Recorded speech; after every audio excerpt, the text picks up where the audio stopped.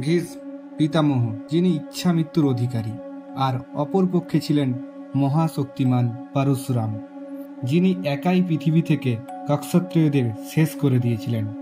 যখন ভীম অম্বার বিয়ে প্রত্যাখ্যান করেন, অম্বা প্রতিশোধ নিতে যান পরশুরামের কাছে। পরশুরাম নিজের ছাত্র তখন ভীষ্মকে চ্যালেঞ্জ করে যুদ্ধের জন্য, আহ্বান জানায় যুদ্ধের জন্য। এই যুদ্ধ চলে টানা 23 দিন। এই যুদ্ধের দুদিকেই ছিল অমোঘ অস্ত্র, মহাবলের সমান। এই যুদ্ধে কেউ জয়ী হতে পারেননি, অথবা কেউ পরাজয়ও হতে পারেনি। যুদ্ধ চলতেই থাকে। শেষ পর্যন্ত দেবতারা হস্তক্ষেপ করেন এই যুদ্ধ, আর তখনই এই মহাযুদ্ধ থেমে যায়, না সম্মানে না পরাজয়ে। ঠিক এই কারণেই পিতামহ ভীষ্ম আর মহাশক্তিমান পরশুরামের যুদ্ধ হয়েছিলেন, যার যুদ্ধের কারণ ছিলেন অম্বার কন্যা আম্বা।